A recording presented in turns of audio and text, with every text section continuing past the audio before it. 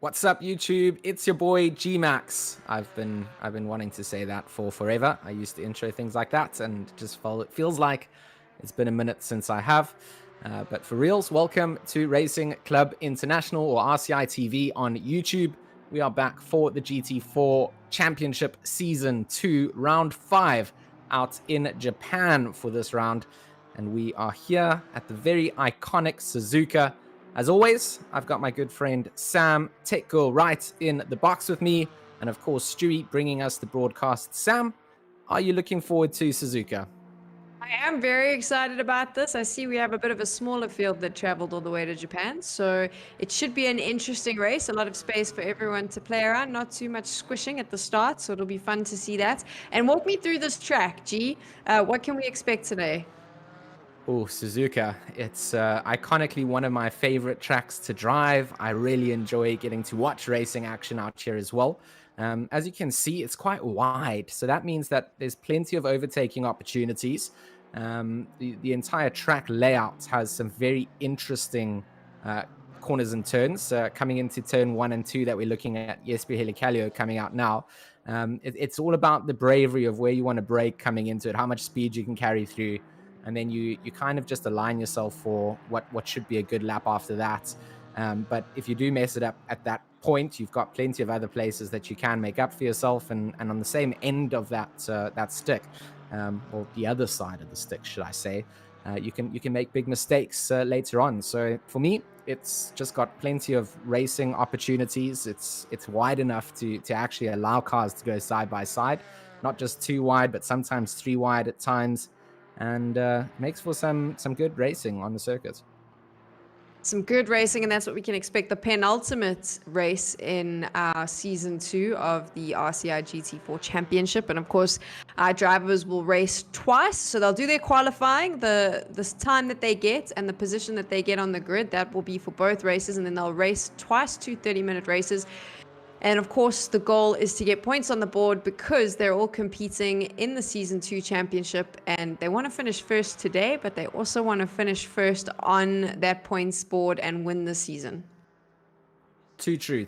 And, with 2 races coming up per week that we come here, got 2 to do this week. And then next week, you've got 2 races. And that's then done and dusted for all the points that you can wrap up. So drivers are going to be wanting to kind of like get themselves settled for where they could finish up on that leaderboard. But it's sad to see the size of the grid coming out here today, just 18 drivers. I think they're still going to give us good racing, regardless of the size of that grid. Maybe get a little bit more space between themselves, so we get to see some good side-by-side action. But certainly a little bit disappointing to see that there have been a couple of sign-outs coming in for this Suzuka race. Well, I mean, I know that there's been some concerns around the Olympics in Japan. So maybe, some of the races decided traveling under COVID restrictions wasn't a good idea. We'll still get a good race, though, because, of course, the Phoenix Racing team is still in the mix. Neto and Lima are both here. They are competing at the moment to claim the most wins, I'd say, in Season 2. But also, of course, Thiago Lima was our Season 1 champion. His teammate, Miguel Neto, is currently on a cracker of a points run. I think he's about 100 points ahead of Lima. So they'll be battling it out a little bit less than 100 points, but I'm sure G will go into that a little bit later. But they're going to be battling it out as well because, of course, they just want to get even more of those points. And there is a couple of races that will be racing today that want to move themselves a little bit higher up the leaderboard. Some of them are going to be fighting to get into that top 10, even the top 5. So this is a great opportunity to claim some of those points. Certainly, and we've had some good racing coming out from those Phoenix Racing boys, haven't we? Neto and Lima keeping us entertained week in, week out. And regardless of kind of how things have put themselves, I mean, those 2 drivers themselves have always kept each other honest up at the front of the pack. And we can just see coming into the closing phases of the free practice session that these drivers have. Track temperature 23 degrees, a little bit of wind coming in. Track conditions are green, so not the ultimate grip, but still that number 43 and 101 sitting up at the top of free practice. Sitting at the top in our Maserati as well. So free practice had some good some good runs for Suzuka. Of course, I like watching the Maseratis. Always a fun one to watch. We saw them last week in that horrible rain in the ice rink that was the track, and they performed so well, George. They did. It was something that for me was mighty impressive. Was those Maseratis without their traction control, handling out in conditions that you would expect to see a boat doing a little bit better, or a canoe. Maybe that's less dangerous because you just have oars for power as opposed to a big motor. But yeah, those Maseratis have certainly impressed me. And Suzuka at the moment, sitting in third place at the end of free practice, we'll be looking at the timing sheet and thinking that getting up towards the front of the grid is going to be important. We're going to head ourselves over to the qualifying session. Of course, 15 minutes here to set the grid for the two races that follow. So this quali, a little bit more important than other qualifying sessions where you've got two races and two qualifying sessions where you can kind of influence where you start. Here, this quali sets you up for the next two races. So it's vital that you get yourselves out, get a good lap in. And we've often found drivers just give themselves a bit of a banker lap to start out with. And then we've seen those times sort of tumble towards the end, making for some upsets in the timing board, leaving people starting up closer to the front as they push themselves to the limit. So Thiago Lima for the Phoenix Racing Portugal team in that 101 Cayman out on track first. I think Neto also got out just behind. So both the Phoenix Racing Portugal teammates getting themselves out, wanting to use as much of that qualifying as possible. And while they go out and just cruise around on what is essentially just an out or warm-up lap, they'll be just kind of getting a feel for their cars, making sure that their setups are exactly as they felt they were.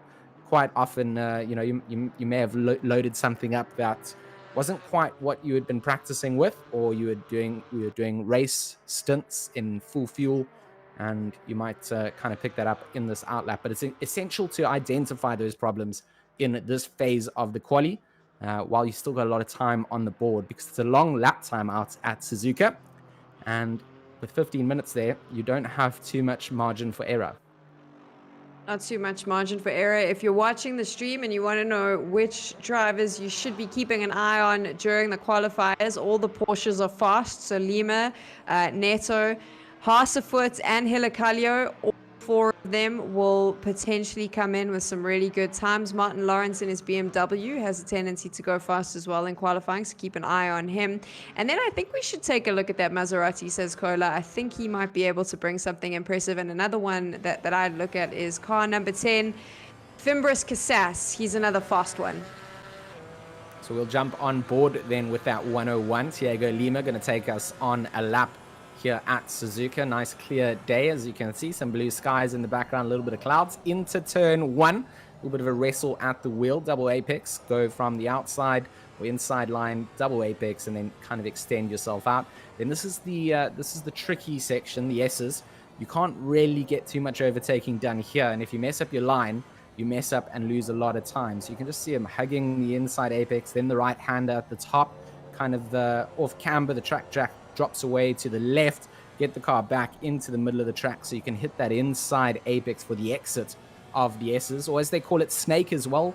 That's another alternate name. This big long left-hander known as Dunlop sets you up for the run to the Degnas. Degna 1, hit the inside apex, extend it out to the outside of the track, then head back in for the inside apex of Degna 2, and the exit then goes under the flyway, which of course is where the backstretch runs. Come down to the hairpin, big left-handed hairpin onto the brakes, quite hard, but probably the slowest part of the track really here. And from here, it's just flat out as you take 200R. Big sweeping right-hander. You're trying to use as much of the track as possible, but also take the shortest line possible. Tricky corner again, very iconic, is Spoon, this double left-hander. And you just see him just having a little bit of a wrestle as he gets that GT4 onto the curbs again on the exit there, just struggling for a little bit of grip. And then he starts his long straightaway. This way he can really wind up through the gears. You can just see on that speedo, 220 k's an hour exceeded, 230 on the clock before he just daps on the brakes, drops down a gear for the left-hander of 130R. Keeps it between the lines. You run too wide there, and you'll invalidate your DAP. And then slow, slow, slow for the final chicane, sometimes called the Casio Triangle. And then the final corner, the right-hander, before the pit entry. And, of course, the run down to the line. Beautiful big Ferris wheel. Nighttime, that gets lit up. Favorite part of the track for me. And here we'll see Thiago Lima run to the line at 2:11.265 coming out. Neto tops it with a 2:10.6. So half a second up is Miguel Neto. And we said it. You've got to keep an eye out on those Phoenix Racing Portugal boys. The Phoenix Racing Portugal boys never disappoint. They're always fighting for P1 and P2 on the grid. We'll have to find out if it will be a little bit different, but I did tell you to watch Helicalio.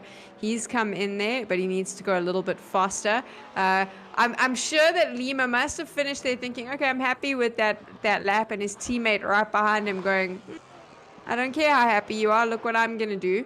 So he'll probably attempt to go a little bit faster, I'm sure. Lucas Skakola out of the final corner now. First time for us to see what the 146 Maserati does in quali. Was looking good in free practice. And the number 10 jumps up into P3. So the 146 Maserati of Lucas Skakola looking like he wants to bring the same pace that he was practicing out there with.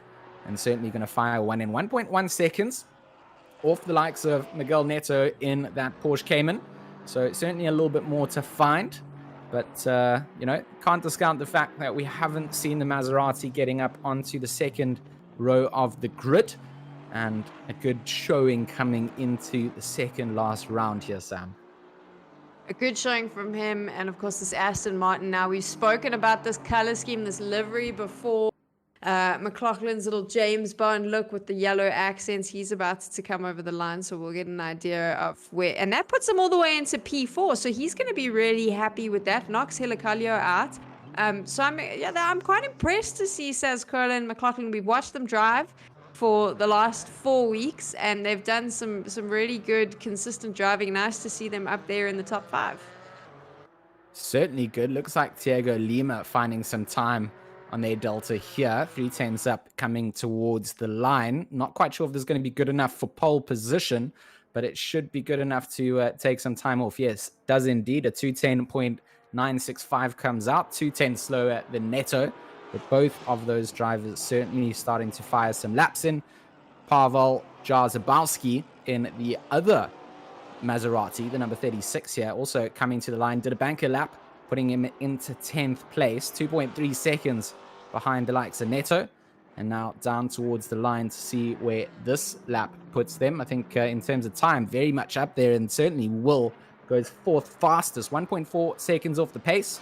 A 2:12.126 as we see 7 minutes left on the clock for this quali session. Maseratis are going quick fast today, George. So there we go. Look at that in P3 and P4. 7 minutes to go, though. Martin Lawrence, normally quite fast, only good enough for P7. So we'll have to see if he can speed that up a little bit. And then we're taking a look at number 82 here, Menno Crozen from MKM Racing. So one of the brothers, we've actually been watching him and his brother compete throughout the season. But I think the other Crozen is busy studying, so he won't be racing today. Menno, interestingly enough, he actually has signed out of the championship, either because he's concerned about how good his brother suddenly got, or it's because of his studies. I'm going to go with the first one, just for fun. But Menno, interestingly enough, 2 really good races last week. So he actually finds himself in 5th place on the points board at the moment, which I'm sure he'll be really excited about. Harry Conway, though, very close on his heels. There's only 1 point separating them. I mean, that's interesting because Harry Conway looks like they've signed out for this race. So that means that for Menno Crozen, plenty of points to make up. Our current pole sitter, Miguel Neto, also leads the championship by a fair margin over his teammate Thiago Lima, coming towards the Casio Triangle again to shoot in another lap. So I like the fact that the hunger from the Phoenix Racing Portugal team does not end when they see themselves up at the top with a fair amount of gap between them. He's going to carry on firing laps. And the SP Helicalio, Sam kind of mentioned, this is someone to keep an eye out on. The number 56 has been plagued with some unlucky starts, but always seems to make their way through the field. and come out on top when it comes to even looking at positions gained. So Jesper Helicalio now through the final corner on the drag down to the line, currently sitting in P7. Looking to best that time. Will he improve? He does. Goes up fourth fastest and separates those Maseratis of Sokola and Jarzabowski. Slots into fourth place with a 2:11.997. And as that happens, Jazabowski comes over and speeds up a little bit. Helicalio, interestingly enough, found himself in third place after last week's racing on the points board for the season championship. And we're watching a quick replay here of one of our Maseratis, George. It looked like an impressive drift, actually, from one of those trackside cameras. On board was less exciting. But you know me, I'm a big fan of drifting, and those Maseratis certainly, with the lack of traction control, allow them to get some big boy slides coming out. Neil Pimlott over the line improves their time just by one position, goes up to 14th to 2:13.107 is what the 8:12 Aston Martin manages to do, just behind the likes of Billy Octane. So 3/10 to find to try and take P13 to start the race off. With 4 minutes on the clock, it's time to start firing those laps in. These are the ones that really are going to count. They are going to count. I did tell you to keep an eye on him. Martin Lawrence is able to bank a time that sees him in P4 at the moment. He is currently in fourth place as well on the championship point standings. He's had on and off races, some really good showings, and then other times finished mid of the field. But it's done enough for him to currently find himself in P4 on the grid with this time, and of course in fourth place on the championship points board. So I talk about him a lot because I love the way he drives when he's stuck behind and how he's able to move up. I think once we saw him move up about 12 positions in a race, and in 30 minutes that was pretty impressive. So I enjoy watching him, which is why I'm talking so much about him. I'm convinced he pays you something on the side to be such a fangirl. I must be honest. Toothpaste to match his car. I mean, I don't get paid toothpaste to do anything, so you know, it's just my jealousy coming out. Martin Lawrence, certainly a talented driver. Connection last racing, certainly showing what they've got on the table. And here we've got Tom Bryant and one of the other BMWs. I mean, there's only 3 of them showing up to this race. You've seen that Martin Lawrence has the pace to show what the BMW M4 can do on the circuit. What does Bryant manage to do here? Does improve their time a lot there, 2:14.328 coming out. Not going to be able to better their starting position, but just behind the likes of Phil Roberts there in that 2:25. Janetta and 3:10s to find. You can find that anywhere. Diego Paul Fimbres Casas. You mentioned this lone Camaro on the grid, the number 10. It's not the lone one. We've also got Smith driving one, but Diego Paul Fimbres Casas quite far up the order, within the top 10. Final corner to go, and a dive down to the line. Should get an extra quali lap in here as well, as we see that clock at the top ticking down. 2:37 left on it.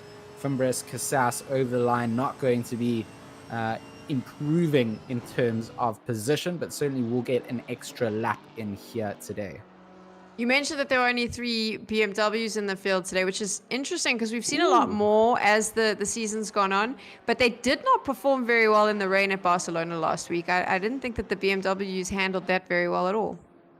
No, unfortunately, Phil Roberts there, came over the line. I got a little bit excited. I did a little bit of an ooh, the 225 Janetta jumping up to P14. Phil Roberts knows that I've got lots of money on that Janetta. It's a habit of mine at the bookies to try and see where the Triple R Janetta can come across the line. So going back to that topic of the BMWs, you are right. They did underdeliver at Catalunya. And, for them here, maybe the fact that we do have clear skies and a lack of rain, it's time for a bit of BMW redemption. You know that they can't use their indicators in the rain. they can't use them anyway. But, Jarzabowski just pulls out at the last moment there. Decides to skip what would be the Casio Triangle or the final chicane.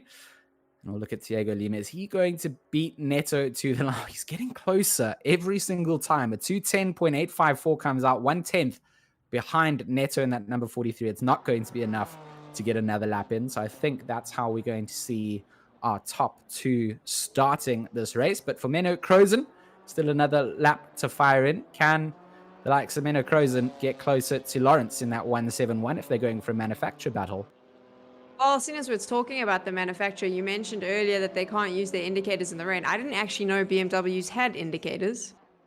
It's a weight saving strategy actually. It translates over from their road cars into their racing cars.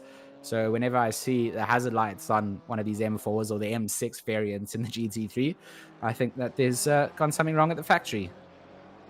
Definitely. Let's take a look at Triple R's Billy Octane now. Named to race from the day he was born in his black and pink and baby blue livery. A name that a lot of us are jealous about. I was convinced it was something that was made up, sort of like an alias coming into racing, but found out that's legit his actual surname quite a while ago, and then became a Billy Octane fan.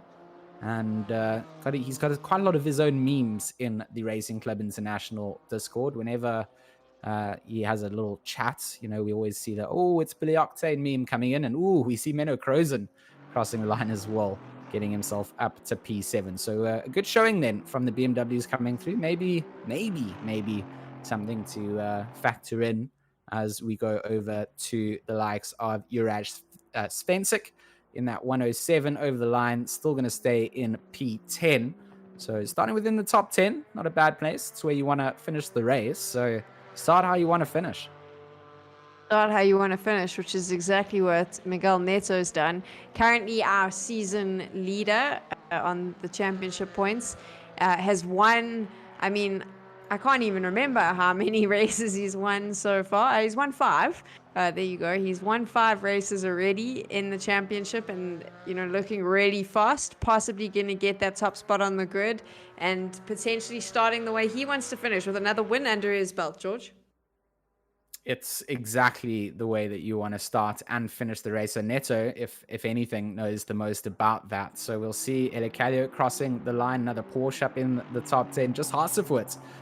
Disappointingly then, starting in 12th place. So if Hasselwood watches us back, just know that my inner Porsche, so Marco Correa in that 977 SFR Italia, a 211.745 coming in, going to knock Martin Lawrence down by 1 spot and will slot into P4. So we've said this before, that the last couple of minutes of quali get mad. There's a lot more grip on the circuit than when you start the session.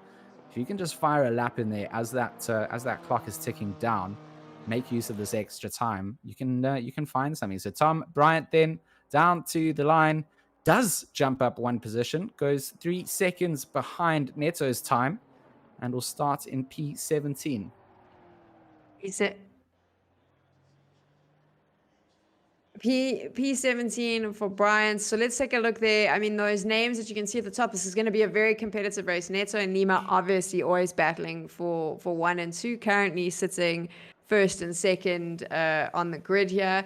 Savskola with the Maserati. Look at that in P3. We've spoken about these Maseratis so much, and we watched Savskola drive that thing in the rain last week. It was incredible. So he'll be feeling confident and drove really well here. So gets himself on the P3. And then Correa sneaking in there in P4, George.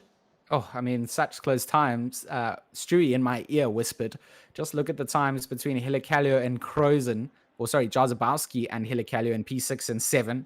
Identical lap times coming out from them. And then if you look down at P16 and 17, Wig and Bryant also going and setting identical lap times on the circuit. Identical lap times there. But now, none of this matters. Now we get into the actual race, right? We know what our grid is, and it is time, that penultimate, the penultimate race day for the RCI GT4 Championship for Season 2. And we're going to kick off 2 races, 30 minutes each. And it's all about just being consistent, getting as many points as you can so you can finish as high up as possible at the end of the season. We do. We head over to the race shortly, but not before we go and check out Bongo's GT4 Championship standings in the GT4 Pro Class. We said it at the start, Miguel, Neto, and Thiago Lima have been dominating so far in Season 2. 519 points go the way of Miguel Neto, topping out the leaderboards, with then Thiago Lima sitting in second on 443 points. Sitting in third, Jesper Helicalio on 324 points. Martin Lawrence sitting in P4 with 311 points. Mclaughlin sits in P5 on 241 points. Harry Conway just 1 point behind in P6 on 240 points. Laurie Mclaughlin sitting on 194 points in P7 with just a 2-point gap to Ruben Consacao in 8th place on 192. So then Artabek Ertan in P9 on 185 points, and Billy Octane rounding out the top 10 on 183 points. So that's your top 10 in the GT4 championship. And now we look at the other side. One of the Crozon brothers there in P11, Jaz Zabarski in his Maserati sitting in 12th position. Fimbris Casas, someone I think we should watch today, 175 points for him. And then we've got the other Maserati, says Kola. He is in one of the top 4 positions on the grid, so he'll be happy with that. Correa with that super lap earlier, he's in 15th. Svenchek in 16th. Hasefoot currently 17th. With 135 points. Rubilar in 18th, Carsten in 19th, and then Luke Wigg, who drives the Audi. We saw him earlier today as well. He's got consistently better every single week that he's raced. He's back on the grid, but currently sits in 20th place with 116 points for the season. And we know that not a lot of cars have been able to make it out here to Japan. And you can just see how few cars have been able to come out to the grid when you look at these championship standings. Sitting in 21st place, Alan Garland on 112 points. Martin Smith in his Chevrolet Camaro in 22nd place. And we got a whole lot of UK flags coming out. Phil Roberts in 23rd. Neil Pimlott in 24th. Tom Bryant in 25th. And Ryan Gill in 26th. So we didn't see Ryan's cute little Alpine on the grid either. Fabian Schmidberger sitting in 27th place, Joe McCauley in 28th, Miroslav Kanor in 29th, and Doman Siwa in 30th place. So lots of these cars have signed out here, Sam, not been able to come through. Haven't been able to come through these last few. We haven't seen in the last few weeks, but maybe we'll see them for the last week next week. They're not racing today, though. Marciniak in 31st. Kevin Leon in 32nd, Quadriglio 33rd, and we round out our season points with Schmidt and Serve in 34th and 35th. The ones to watch, though, again, the ones sitting at the top, the Phoenix Racing boys, Neto and Lima. Hilakalio, I definitely think you need to keep an eye on, and I'm going to say it, but Martin Lawrence as well. I think he might surprise us. So looking at our grid, we see our drivers lining themselves up. Miguel Neto and Thiago Lima will start on the front row. Behind them on the second row, then starting third and fourth, Lucas Sokola and Marco Courier. On the third row, Martin Lawrence, Pavel Joe Zabowski, Jesper Ilicalio and Menno Crozon starting on the fourth row. Fifth row goes out to Laurie Mclaughlin and Juraj Svensek. Then we've got Fimbris Casas, Hasefoot, Octane, Roberts, Pimlott, Wigg, Bryant, and Smith to kind of show us what's there to play for outside of the top 10. Of course, they do their warm-up lap, and then we start getting ready to go racing here at Suzuka. And I'm very excited about this just because I think today I have a feeling it's going to be pretty competitive. I'd like to see the Phoenix Racing boys have a few people on their tail. I think it's time to shake it up. We're so close to the end of the season. Maybe it's time to just, put some pressure on them. But I do think this is going to be a very competitive field. We saw it in qualifying, and I think a lot of these drivers coming in are extremely strong. They've shown that they're consistent as well, and it's a beautiful day to go racing. I'm never sad to see another Porsche lockout on the front row. These two Porsches have certainly been giving us some consistent top 2 finishes. The Phoenix Racing Portugal team will be proud of the way that Neto and Lima have conducted themselves in all of the rounds so far. So for them, they would hope that they're not going to have too much pressure from behind. They want to get another couple of victories before the end of the season. Maybe just win everything is the goal for Neto and for Lima. But I'm very happy to see that Maserati getting up towards the front end. I know that both Sokola and Jazabowski have been putting in the time and effort in those cars. We often talk about the fact that they do not have the same electronic assists that the other GT4 cars on the grid have. So certainly has an element of playing life on hard mode when it comes to driving those. A lot more throttle control needed, a lot more braking control needed in them. And we saw them kind of lighting themselves up, starting to show some fire coming in when we were out at Barcelona in the rain. I wonder if they've got a little bit more top speed on them that they can kind of use here down the back stretch at Suzuka. That's kind of allowed them to get up towards the front end of the order here. I'm obviously not a big expert on the other manufacturers. If they're not Porsche Caymans, I don't really know if I've ever driven them, other than to try out that Maserati. I said when you go on board with it, it has one of the most incredible engine notes from the cockpit out of the entire GT4 lineup. But I certainly haven't been able to get in and test all these cars out on all the circuits that are available in ACC. So it's almost like new weeks, we learn new things. We can take those home and make stats with them. Fun fact for you, and a little bit of stats as well. Throughout season 2 of this GT4 championship, every single win has been taken by a Porsche. I want to say that I'm surprised, but I'm not surprised. But I'm happy as a fanboy that we have seen the Porsches doing so well. In the GT3 side, there's been a little bit of a lack of Porsches coming through for a long time. So always keen to watch these GT4 races. It's something that I think in the bigger scheme of things doesn't get done enough of. There's not enough GT4 love in the ACC community. And, you know, if we do multi-class events, you often see a much smaller GT4 grid compared to the GT3 side. People just want to go fast in the big aero cars. And these GT4s are so fun. Close racing.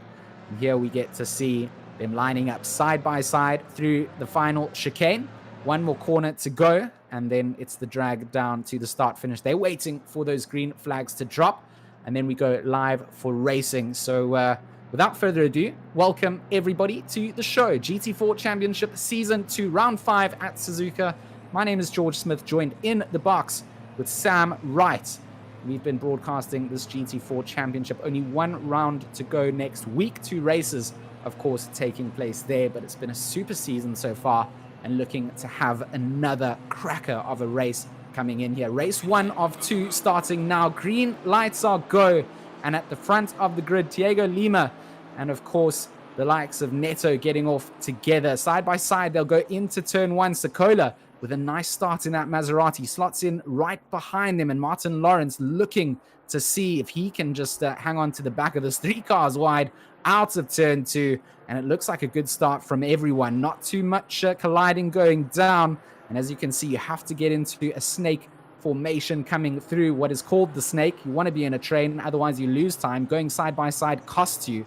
And these drivers have been doing exactly that. Fimbres Casas losing out a little bit on the outside line then, maybe getting jumped up by the Aston Martins. And we can see Mclaughlin trying to get in through there. Crozen in that blue BMW up at the front. They are going to stay 2 cars wide, round through Dunlop and on the approach to the Degners. And on the outside, Fimbres Casas is going to be there, going to be bullied a little bit by the Aston Martins here. Are they going to be able to get a double Aston Martin pass on Fimbres Casas? Casas wide out of the exit of Degner 2. That's going to cost them a lot. Billy Octane in that McLaren chasing down. And what a hairy start for the mid-pack here as they approach the hairpin, Sam. That happen, and you also saw a little bit earlier on Crozen and Jazabowski just bumping elbows a little bit. Didn't really affect them too much, but this mid-pack is having that all-out brawl. Everyone just trying to position themselves up nicely so that they can get into a good position for the rest of the race, create some space for themselves, and it's still going on, which is quite interesting as they come through the spoon here. So it'd be interesting to see where everyone fits themselves in and how this is going to work out. Oh, I mean, Billy Octane going a little bit on that inside apex, kind of forcing Pimlott out wide. Pimlott maybe losing out the most on the Exeter spoon, and it is going to be a drag race between that McLaren and that Aston Martin. Looks like Billy Octane just has the sheer speed from the corner exit to get through there. Very wide goes Pimlott then. Maybe going to pick up some track warning limits there. Full Roberts there in the Ginetta, the front of these 4 cars that we see in shot at the moment, just jumping their way through with a cracker of a start as we look at Luke Wigg in that number 49 Audi, also doing a good job up at the front. Neto and Lima with a couple of car lengths between them towards the likes of Sokola. So the Phoenix Racing Portugal Porsches off to a cracker of the start, and they're keeping themselves honest up at the front. They need to be careful that they don't cost themselves time, because the likes of Suzuka and Lawrence in third and fourth will be hunting them down with a BDI. But these two Porsches, we've just seen the consistency, we've seen the pace coming in. Neto specifically wanting to take a victory in the Season 2 GT4 Championship over his teammate Thiago Lima, who came first in the first iteration of this GT4 Championship. So interestingly enough, we've had 8 races so far in the season, and the Phoenix Racing boys have won 7 of them. Neto currently sits with 5 firsts and 5 top podium positions, so he's going to want to try and make that 6. But the battle truly will be between Neto and Lima there at the top to start us off. The teammates consistently riling each other up, and of course, if Lima keeps putting the pressure on Neto, that's exactly what you said. It creates some space for Suzuka in third to move in. But right now, Billy Octane here in P12. I mean, every time I mention his name, I just get goosebumps because it's so cool. But he's got Pimlott Billy right Octane. on his back. Yeah, I mean, Billy Octane's doing a good job here. We saw the side-by-side battle against the car in shot at the moment, Pimlott behind. And it's kind of changed up a little bit. Billy Octane now to defend. A little bit of a slipstream going to be afforded to Neil Pimlott as we go to that splitter cam view of the VR Racing Aston Martin. Also get some soundtrack of the cars from this perspective. I do appreciate all the good camera work that Stewie is bringing in here. And of course, the number 812 running very wide again on the exit of 130R, slamming the anchors down.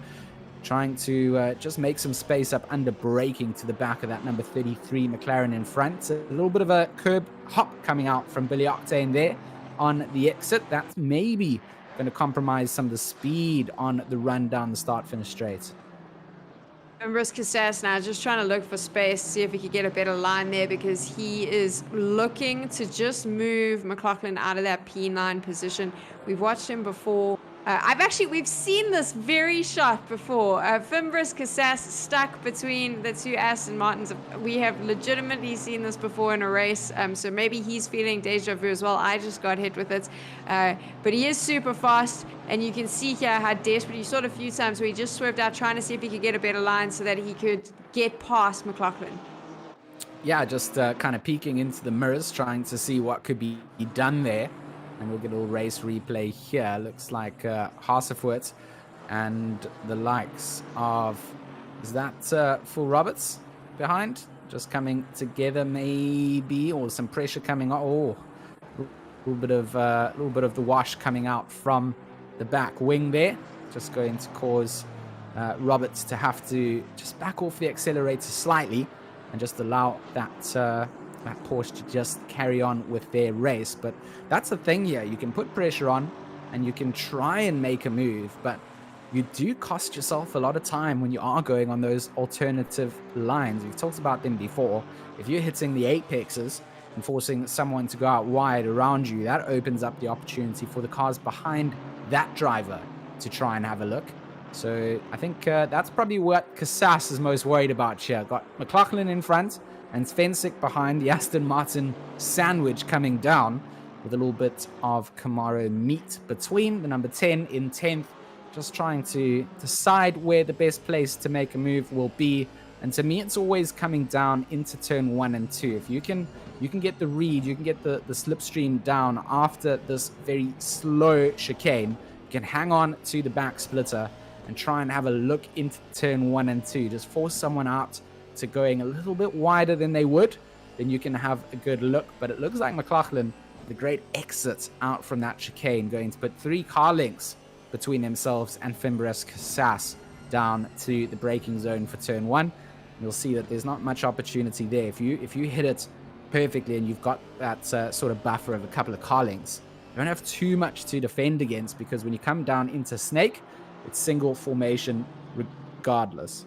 So it's really interesting from about P8, P9 just to see these battles and how close this entire pack is. And we see this week after week. The racing that we get to watch is fantastic, because these drivers are they're constantly battling with one another, and I think that it's always fun to see how close they are.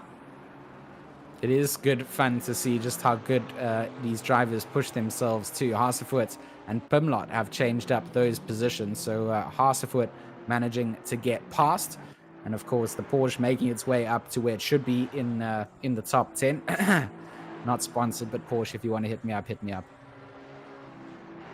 One day we'll get you a free Porsche. We're now watching Haas, but I can no longer talk about the top 4 cars purely because I see the chat is giving me a little bit of grief. So I'm just going to ignore the top 4 runners at the moment and let George handle that. But right now we're watching number 20 Hasefoot there in the Porsche. I expected him a little bit higher. I said that he was a driver to watch.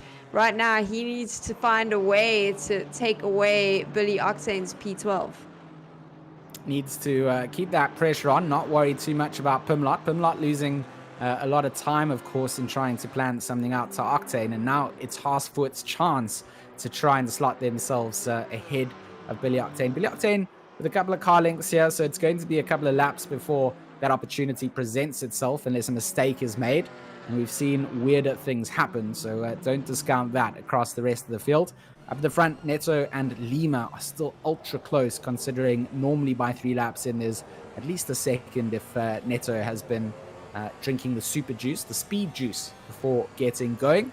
But on board with Hasefoot, you can just see the sort of distance that they lack to try and have a look down into the braking zone for the first 2 curves. But it's a beautiful sight because it's on board a Porsche, and I'm okay with that. I love how you're allowed to talk about Porsche nonstop, but I can't talk about Martin Lawrence, who's currently sitting in P4, by the way, if you're wondering, in his BMW, also 4th on the points board for Season 2 of the GT4 Championship. Fimbres Cassas still stuck between those 2 Aston Martins, but it would appear that him and Mclaughlin have started to make a little bit of space moving away from Spencer. I'm interested to see what Fimbres Cassas is going to do. I do know when he puts his foot down, it can get quite aggressive, and I think that he's got his sights set on Mclaughlin. The problem with this, we've spoken about this numerous times before, is when you've got someone like Fimbres Cassas, he's behind you, he's putting some pressure on, and you know that at some points he's going to make his move. You can kind of fall into the trap of watching your rearview mirror a little bit too much and not focusing on what's going on in front of you. Creates a lot of space between you and the cars ahead, and also gives him the opportunity to force you to make a mistake. Oh, I mean, the exit out of Degner 2 was great for Fimbres Cassas, and it was equally great coming out of the hairpin. There's not even an arm's length between the likes of Mclaughlin and Fimbres Cassas now as they come down into Spoon. So that 007 feeling the pressure indeed. And right now, Diego Port, Fimbres Cassas needs to just continue to keep it like this, needs to try and find a way past in a pace of the track that they can. They're going to be in the slipstream, very limited slipstream that you get in the GT4s.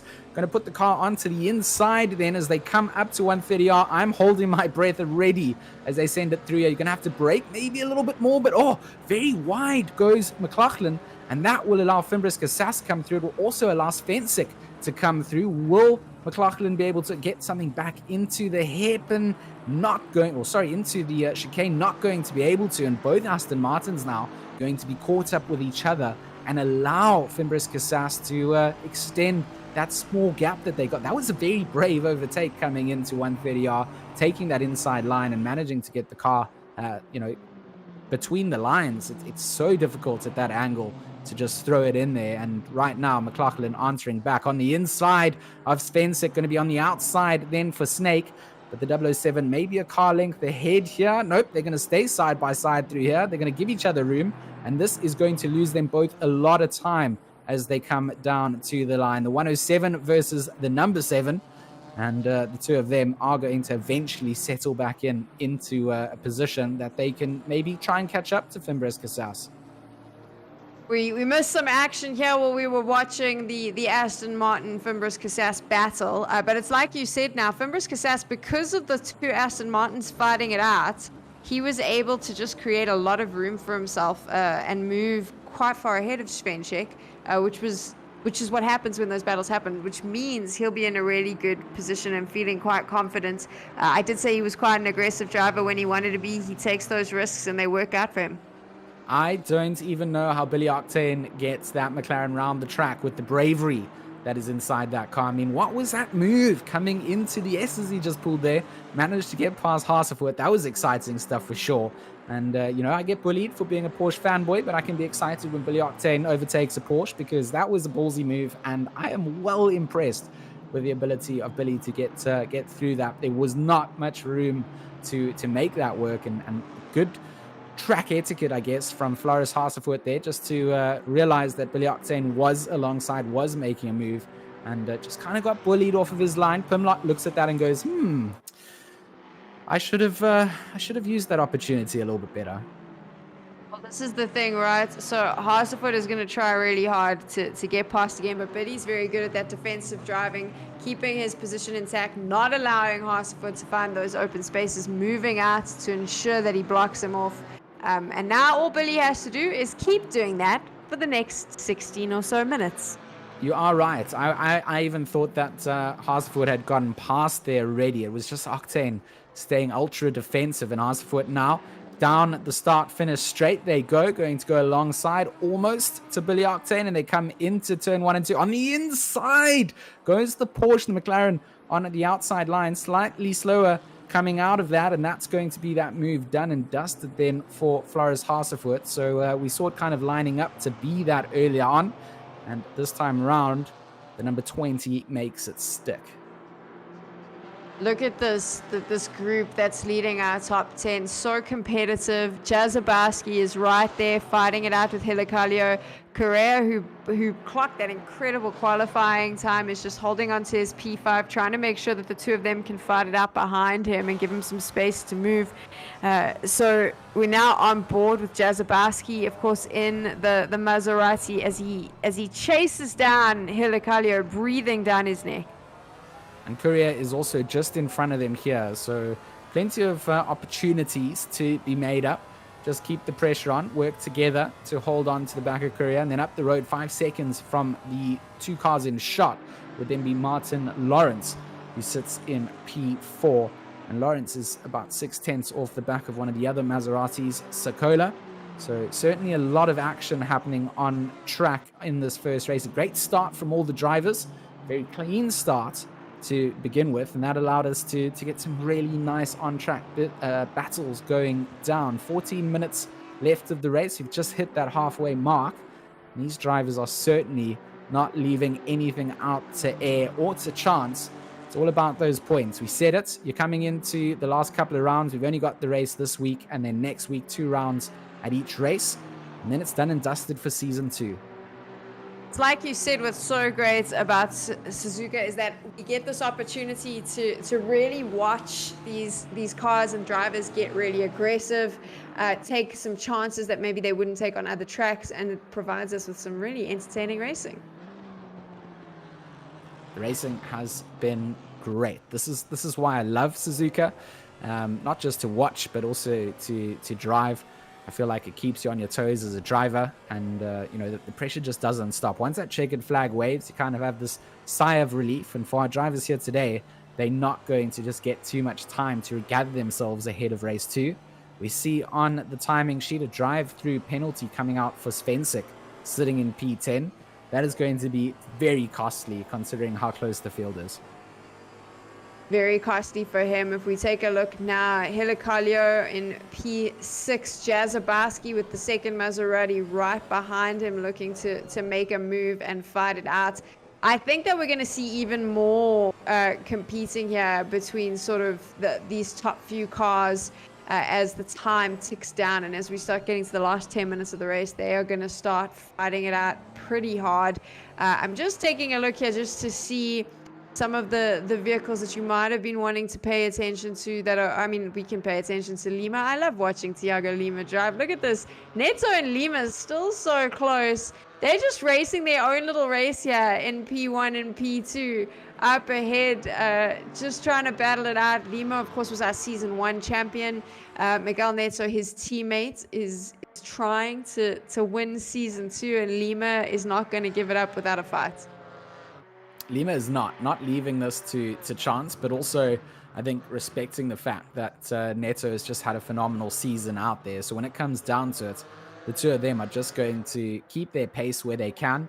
They've managed to pull a big gap out to Suzuka, who is 5.5 seconds down the road. So the two Porsches here, the Phoenix Racing Porsche, there you go. You see Suzuka in that Maserati in shot. But that is a big gap that they've managed to pull in a short amount of time, considering they've been close together. I guess Lima hasn't been able to really stick it up to Neto just yet. Neto just having a little bit more pace out there, and the two of them haven't caught themselves up in any scraps, and that's just allowed them to just continue to work on that lead. But that 101 certainly had something coming out of curve 2 there as they approach the S's or make their way midway through the S's. Thiago Lima's onboard just shows he doesn't really have to focus on anything other than the back of his teammate's Porsche, using that as a reference as to where they're braking. Together, they are just kind of going off a bit of muscle memory at this point, and a lot of trust to drive at these sort of distances, especially when you're teammates.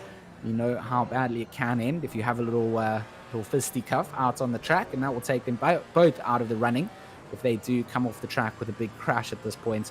5.6 seconds seems big when you are able to continue to drive out and have your race, but when it comes down to making an error, having to go in and repair the car because it's now damaged, it just gets munched up. Take a look here. I think Thiago Lima is going to make a move very soon. I think that he is aggressively hunting for a way to take over from his teammate. But we now are taking a look at Neil Pimlott for VR Racing. 812 in that Aston Martin. Billy Octane is still keeping Pimlott away. He's been pretty good. He was defending his position against Harsford. I see that Harsford was able to overtake him. So now Octane's just trying to stop Pimlott from doing the same. He wants to hold on to that P12, and he's not going to let the Aston Martin come in his way. Yeah, once Harsford cleared Octane, has managed to get themselves a 1.4 second gap between them. So that's then allowed Neil Pimlott to kind of focus a lot more on what needs to be done to get past Octane. Octane certainly going to just be checking that rearview mirror, see that Aston is there, but will also be well aware that Phil Roberts in that 225 Janetta also just lurking in the back wing side of things and waiting to pounce if anything untoward happens between these two cars. You don't want to over defend. You also don't want to over push your attack. So it takes two to tango, and we've seen some good racing coming out so far, a bit of a balance of both of those things. And at this part of the race, I mean, there's no more side-by-side action taking place like we saw in the opening part, and it's now just down to consistency. Just nail those lap times, make sure you get to the checkered flag, make sure you pick up the maximum points that are available to you. So when you see a car in front of you, I mean, that's enough motivation that you can physically see a gap disappearing. I mean, you're looking at your timing sheets and your splits, and you can see, okay, delta time, I'm making up time here. You can see what the previous car's lap time in front of you was.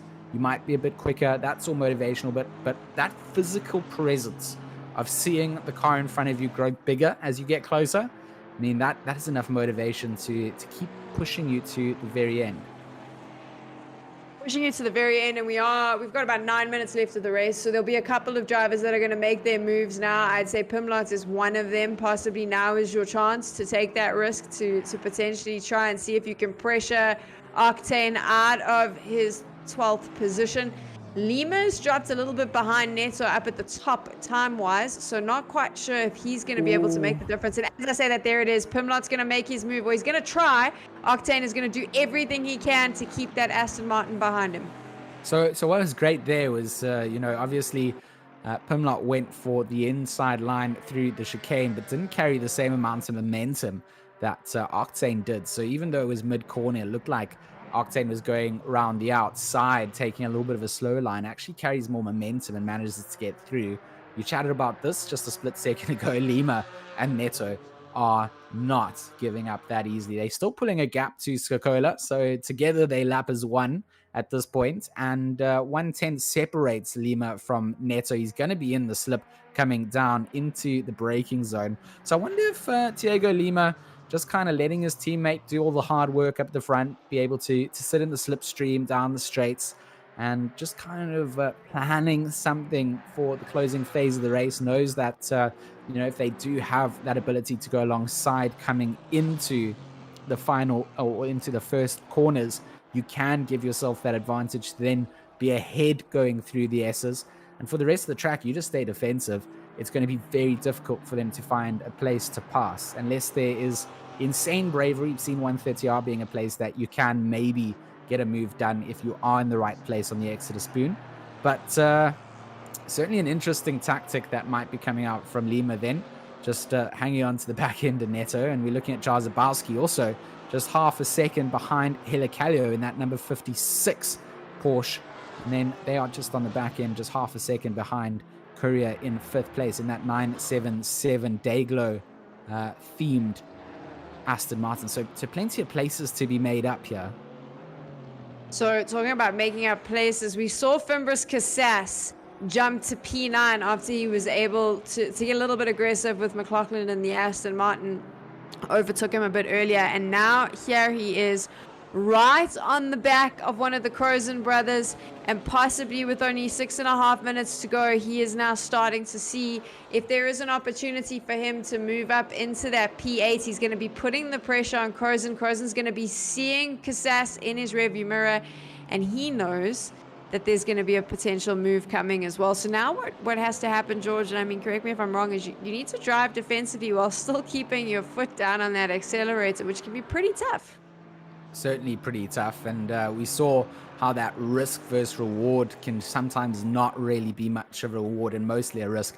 Svensic, who was in that battle with Fimbris Cassas earlier on with Mclaughlin, got a drive-through penalty for exceeding the track limits, and then had to go and serve that out in the pit box, which then, or not the pit box, but through the pit lane, and that put them all the way down the field. So you've got to be careful. 130R, exactly where Billy Octane went now.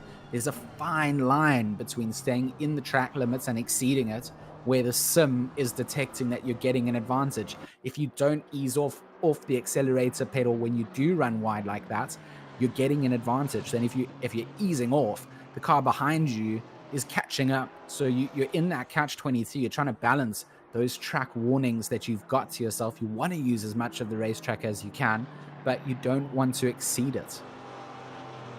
We're looking at Jarzabowski now, one of our 2 Maseratis in the race, currently sitting in P7, putting on the pressure to Helicalio in that number 56 Porsche. He wants to move up a position, potentially catch his teammate, Sazcola, who's currently sitting in P3, which is a remarkable race from him, actually, Sazcola. He hasn't moved from that P3 spot, so you can be very happy with that. But now, of course, Jarzabowski, he wants to go a little bit higher. And see what can happen. And oh, look at this, George. Tell me what Martin Lawrence is doing. No. I think it would be unfair if I was to talk about Martin Lawrence, but Martin Lawrence just getting the leap there coming through. Of course, the Maserati, running a little bit wide. And Martin Lawrence then going to spot that up, get himself into P3. And Sakola gets the commentator's curse, a little bit wide on the exit of Degna 2.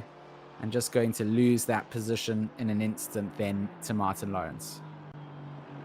Loses the position, but from what I can see, he's not going to give it up without a fight, though. I'm sure that he's going to keep battling. 4 minutes of the race to go, so he knows that he just needs to put the pressure on Lawrence, and he can potentially do it. This is something I do like about Martin Lawrence, is that he is really good at finding those gaps. If he watches a driver make a mistake, taking advantage of them and then trying to speed away as quickly as possible. So could potentially see a podium finish for him if he can just keep Sazcola away from finding his mistakes. Just not expose yourself and continue to abuse the mistakes of others. That kind of feels like the narrative of a lot of these short sprint races. And Pavel Jarzabowski here still staying on the back end of Helicalio. Just 4 tenths is the difference between them. And then Helicalio 7 tenths behind Courier. So all 3 of these cars are in positions that you wouldn't be able to determine. If you were to just be a guessing man, you might go, well, they're going to finish 5th, 6th, and 7th. But we've seen those mistakes happen. You make one of those, you run a bit wide, you have to recover. And suddenly, that position that you were defending against the whole race just disappears in front of you. Correct. And P5 has done a really good job. I mean, he has had Helicalio on him since the start of this race, and he's defended it as best as he possibly can to ensure that Helicalia just can't find a gap. So kudos to him for driving so well. He really has done a good job defending his position.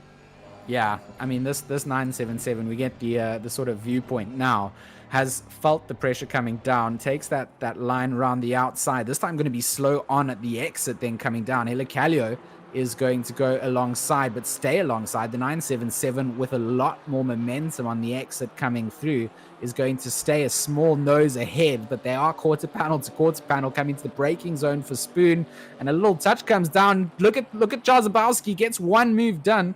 And for the Maserati, spotted that coming down, had to hang on to the back end. And that little tap then between the two of them, the door was closing down. Helicalia gets through.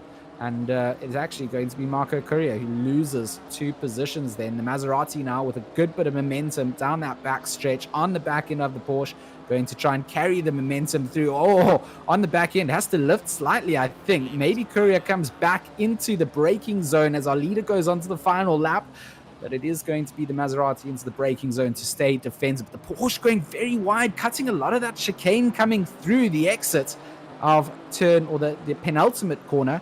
The last corner was carried maybe at the same momentum, but Jesper Helicalia starting to crack a little bit under pressure towards the end of the lap there, as Jarzabowski in that Maserati keeping the pressure on. And it's a bit of an intimidating looking car, that Maserati. Got like a, I don't know, I want to say a guppy fish mouth, but that's not intimidating. Like some kind of fish with a big mouth, like a shark.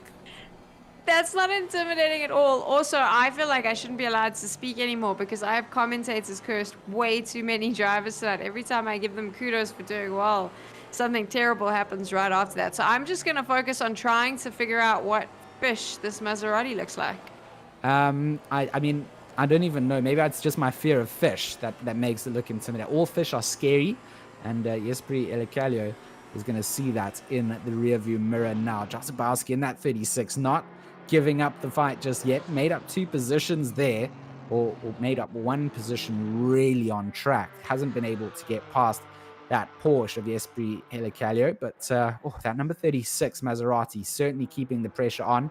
Diego Lima now down to the line. They are going to go very close, coming out through Spoon mid-corner. Lots of time being made up by Diego Lima. I mean, these two are going for a photo finish at this point. This is the final lap of race 1. Of course, if you are joining us here, we will go to a second race after this, the same grid that they qualified for. But what a race it's been between the 2 leaders. Diego Lima in the slip coming down through 130R, not going to be in the right place to make a move. Going to dive to the inside, try and have a look, going to slam down the anchors, but has to slow the car down a lot to prevent themselves from running into their teammate there. And it looks like Miguel Neto wrapping this up.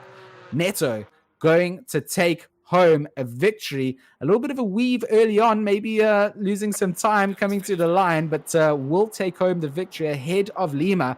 Martin Lawrence in the Connection Lost Racing 171 on the second last lap gets themselves up into a podium finishing spot, goes to the pit wall, finishes in 3rd place. Sokola takes home 4th place. In 5th place, Jesper Helicalia, who also had a stunning drive, kept that pressure on, will take home P5. Jarzabowski 6th, Curious 7th, 8th for Crozen. Vimbris Casas crosses the line in 9th, and Mclaughlin will round out the top 10. That was a very close battle. Right at the top, you saw Neto and Lima fighting it out. And then, of course, between Helicalia and Jarzabowski, they were all going at it. 11th place goes to Hasefoot. Billy Octane takes home 12th. Pimlott in 13th. Roberts comes home in 14th. Luke Wigg in 15th.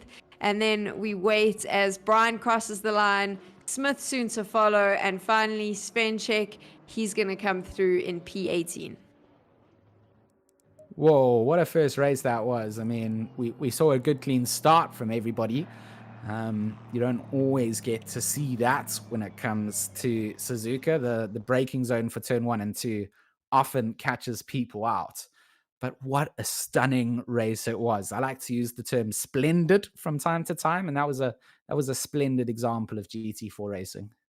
Oh, look at you. You've obviously moving, G-Max originally from South Africa, moving to the UK, pulling out words like splendid. Are you saying that while drinking some of your tea, George? You have caught me. Some tea and a scone. I mean, scone, as we would say in South Africa. Scone. It doesn't matter. I'm saying it. I'm saying it from the side of the. Stop attacking me, Sam.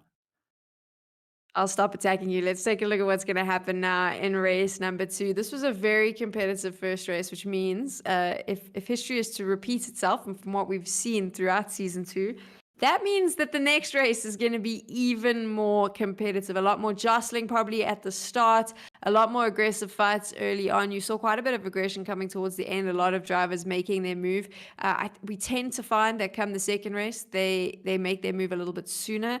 Of course, everything I've said today, it's opposites day, so the opposite has happened. So who knows if that is what's going to happen, but we'll have to watch and see. Oh, look at that. That Oh. beautiful Ferris wheel all lit up in the night sky. I was actually going to say, I hope that our cameraman is going to get us a view from the top of the Ferris wheel, because we know that we've kind of had a tour out here every time we've gone between races. It's been up to our drone pilot to come and explore the circuits. And what I wasn't aware of was that the second race would actually take place at night. But I mean, the Coca-Cola Zero Ferris wheel here, all well lit up. I mean, I'd hate to be on it at the moment. It's not actually operational, and when you get stuck at the top, then I mean, it's a bit of a scary height to be at the top of this thing. How much fun would it be to watch the race from up here? I don't even want to know what the tickets to this Ferris wheel cost. I don't even know if it exists in real life, to be honest. Does it exist in real life at Suzuka? I have absolutely no idea. I must be honest, it's not something that I've really paid attention to unless we've been here in ACC. See a nice little what do you even call these places? Where it's like set up for people, like an entertainment place at a track. It's where the VIPs sit. It's hospitality. So they're chilling out in hospitality there. Super nice. Get the good food, your little glass walls. You can watch all the action as well. These VIPs, not very VIP. They don't even get chairs. They have to stand in their boxes above the pit row. And for them, I think that's going to be not the most pleasant thing in the world to do. But I guess, I'm just jealous that I don't get to go out to all these places and have VIP tickets. I got to sit in the commentary booth where, I mean, we've got lovely screens and comfy chairs, but we appreciate the drone pilot being able to show us what's out on the circuit. So a night race for the second race here, that's certainly going to add some interest into what I think will be a good second race. We've seen the gloves come off often for the second iteration of the rounds. So, I mean, I'm not hoping for it to get messy, but I would be a liar to say we haven't seen the elbows come out when the second green flag drops. This is also the first night race we've had in season 2 of the GT4 Championship here at RCI. So this will be the first time we have a night race. So that should be quite fun as well. And you can see the Ferris wheel is starting to flash, getting ready for what's to come as we move into race number 2. Certainly a good range on Stewie's drone out here. I mean, I can see he's upgraded the batteries to be able to go a lot further away than he normally likes to go with it. So I guess it's also got the AI inside built to land itself, so he can go and recover it later if he does lose signal from it. But bit of brave driving coming out. He's going to just maybe listen to what I'm saying in the background. I see him looking at me nervously, hoping that I don't commentate his curse, his new Maverick drone. He spends a lot of money on this. Especially if he loses signal and it drops on the track, because then unfortunately Stewie won't be recovering it anytime soon. When the train is coming around the mountain and you see the lights coming through, I think this is the same thing, but it's not a train, it's GT4s. Here they come. Take a look at that. All of our drivers, all our competitors getting ready to race in what I think will be a very competitive second race. Yes, he did. Yes, did he just fly his drone under GT4 car? It would appear that he did just that. He doesn't care. He doesn't care about his things. I thought he did. I mean, I didn't even know how a Mavic drone fits underneath the GT4. Lima finally puts his lights on, so Stewie didn't see the GT4, so it's not even like he flew the drone under there. He didn't even know that the car was there to begin with, so we got a fun surprise. But now our drivers warm up. Of course, they start, their grid positions are exactly the same as what we saw in race number one. One qualifier to determine your positions for both races. Same places they started the first race, and for a lot of these drivers, they made up some good places from there. So not going to look at that too much, I don't think. They're going to just be like, well, if we did it in the first race, we can do it here. I guess in a 30-minute race, a drive-through penalty is just something you have to avoid. We saw the Aston Martin of Spencer getting that, and that's how you say hairpin curve in Japanese, if you're wondering. In Japanese, That's how you write it. That's not how you say it. I mean, how you write it's not at all how you say it. We can practice it later, but maybe not right now. I don't want to offend people on the stream. For sure, I agree. Look how cool this looks in the drone as we get to see all our GT4s drive around here, get a chance to look at them. Do you think that the nighttime's going to affect our racing very much, George? I might just have to hold my tongue, because I know that it's difficult to drive at night. I think it does add an element of surprise coming through. I know that our drivers are talented out here, so I feel like I'm beating around the bush with the answer to it, hoping that they get into their formation so I don't have to answer. But yes, I think it might affect it. You were forced to do that. Sorry. I was The drivers were like, no, you'll say something now. We're getting ready to go racing. Race number 2 here for season 2 of the RCI GT4 Championship at Suzuka. Stree is also glad his drone running out of batteries. He's been flying it way too fast for himself, and he knows that he's going to run out of batteries soon. So luckily the driver's coming down, going to just hover himself over the top of the... He likes to take risks, Stewie, with this drone. I mean, he told me he loved it a lot, but tried to fly it under a GT4, and now trying to get it taken out by the roof. But here we go. Side by side, they line up for the second time tonight, race 2 of the GT4 Championship Season 2, Round 5, here at Suzuka. My name is George Smith, in the box with Sam Wright, and we are just waiting for the green flags to give us the go-ahead to start the second race. We saw a great race coming out from the pole sitter, Neto, taking home the victory. Lima keeping him honest, and green lights are there. Green flag is waving, and we are live then for the second round, and cars moving themselves all around at the start there, trying to get the best start possible that they can. Good start coming out from first, second, and third, as well as the likes of that second Maserati. Jarzabowski having a good start. Fimbres Casas bouncing around like a ping pong ball in the middle of all of that. He's going to be in an awkward position trying to get the jump on Mclaughlin early on. And we see the likes of Hasefoot just waiting to see what transpires between them. Going to try and squeeze through on the inside line. Fimbres Casas going quite wide out there, but keeping track position in the middle of the track, managing to get out of there cleanly. The Triple R teammates going behind one another. I think that was Phil Roberts and the likes of Billy Octane. They're going to stay in position. Martin Lawrence staying in P5, but Crozen breathing down their back wing there. So BMWs in 5th and 6th as they approach the hairpin. Interested to ask you there with Fimbres Casas. I felt like he was very aggressive at the start, wanted to kind of jostle for position, and in that particular instance didn't really work out in his favor, because like we saw, like you said, he got ping-ponged around, but he actually lost 2 positions in that kerfuffle, the best way for me to describe that. It certainly was that way. You just saw that alternate line not working out. Billy Octane going to make the pass, and Phil Roberts with a nice start. They're getting into 12th, but Billy Octane with a flash of the lights. I'm not sure if it was team orders coming through there, or Billy Octane knows that I have money on Phil Roberts to win races. But either way, Phil Roberts going to sit down in P13 again.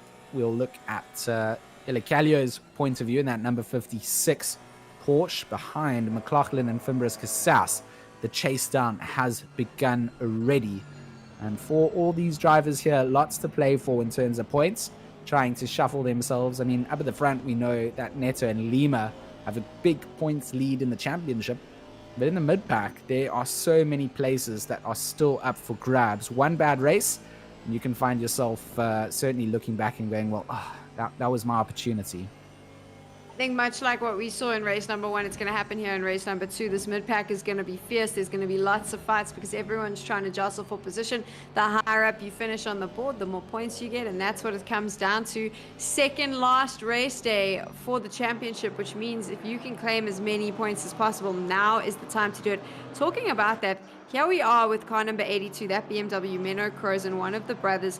They've quietly improved throughout the championship. I don't think we really noticed Menno at the start, but each week he's got better and better, and now he's contesting, I think, for one of the top 5 positions in the championship at the moment. And of course, he's going to want to finish as high up as he can today. So he's going to be battling it out with the BMW in front of him, Martin Lawrence. And I'll be interested to see if he's able to move himself up into the top 5.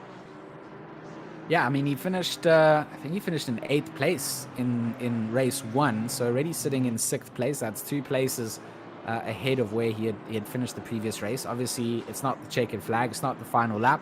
That can change up, but certainly setting themselves up for what should be a better race coming down. Lawrence on Courier here on the inside line, a big run coming in. It looked like from that camera perspective that there was a bit of a leapfrog effect coming down, but Lawrence going to have to just settle back behind the Aston Martin. That's going to allow Crozen and Jarzabowski to just also hang on to the back end. Sam, look at the gap that Sokola has to make up to Neto and Lima, though. It's just going to update again. 3.6 seconds it is between these Phoenix Racing Portugal Porsches. They are certainly out here to party. We're just watching a quick replay now here of a little bit of a bump and tussle. That was a nice little bum slide over there.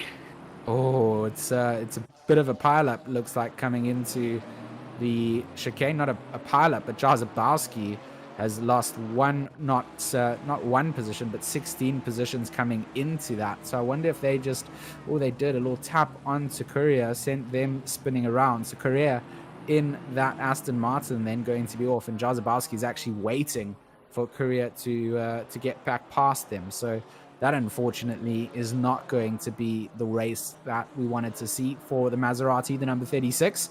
And it's not going to be the race for the 977 either. It is going to, however, promote Lawrence and Crozen. They're going to get themselves up into 4th and 5th place. So, Phil Roberts sitting in the pit box here. I wonder if that little tap and slide is too damaging to Phil Roberts, but that Janetta coming into the pit box. He did. We saw him there where the back end did a little bit of a wobble, slid on out, and then had to pit. So for some of these drivers, not quite starting out the way that they would want. I mean, for me, who's got money on Phil Roberts, I think I need to start betting on sim racing, actually. I'd be interested to get your opinion on this. Neto and Lima, 1 and 2, we've watched them race. I think this is now possibly the 10th race that we've seen. Curious, how do they do it? I mean, they start in P1 and P2, but they are so quick to just make a giant gap between themselves and the car in P3. How are they doing that? What is it about them that allows them to just completely run ahead of the competition? It's quite simple, really. It's 3 words, and Porsche is best. Oh, okay. Do you regret asking me that silly question now? I do regret asking you. I thought maybe we could get like a sweet analytical answer about the importance of finding your lines, the importance of a clean race, of knowing how you want to race the track before you get in preparation work. But apparently none of that matters. You just need to drive a Porsche. I mean, yeah, it's. I think they are putting in a lot of effort, and they are putting a lot of time into their setups. I think when it comes down to comfort, you have to be very comfortable with the car you're driving. You have to be, particularly comfortable with the way that you find yourself. I wonder here if we're going to get a little bit of an insight as to what happened, as to why Roberts had to go into the pit box. But I wonder if Phil Roberts even put fuel in that car. Maybe it was the quali setup that was loaded in there. Who knows? We'll have to wait till the end. Right now, Fimbris Casas putting the pressure on Billy Octane. He wants to move himself up in the top 10, and that is exactly what he's going to do now. He's sitting right there on Octane. Octane knows he's there as well. This is where it gets difficult. Correa is trying to make up positions. Of course, we saw him involved in that little smash up. We'll see a race replay as well. Correa trying to get through. It looks like, yeah, I mean, that's just Bryant in that number 42, just allowing Correa through. I think knew that the pace was there.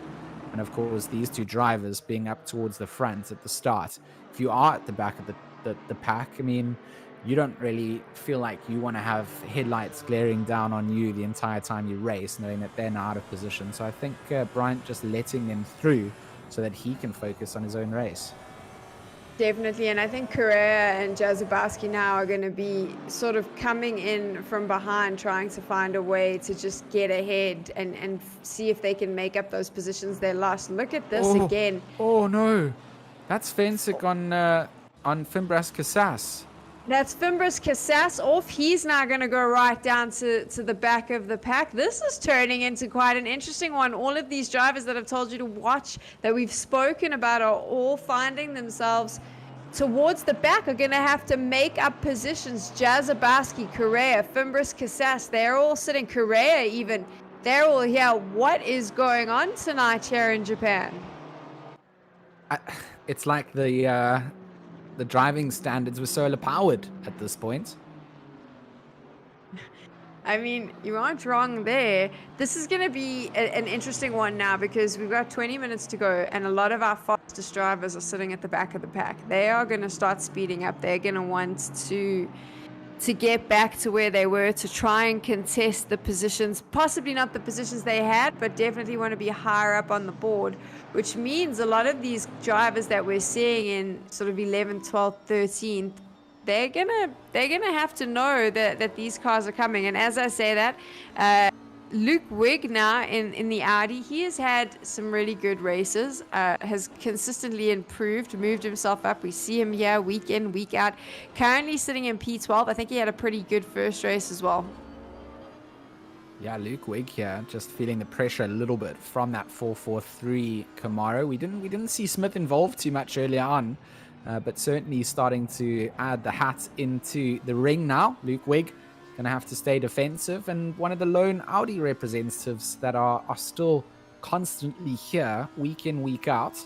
Must say, good showing from Luke Wigg and good progression so far. Opportunities to still score points are here now, just 2 positions away from being within the top 10. And Fensick is right in front now. 2 tenths is the time split difference between the 107. And we'll get to see a little bit from Phil Roberts' POV here. That's, of course, this is where the little tap was happening.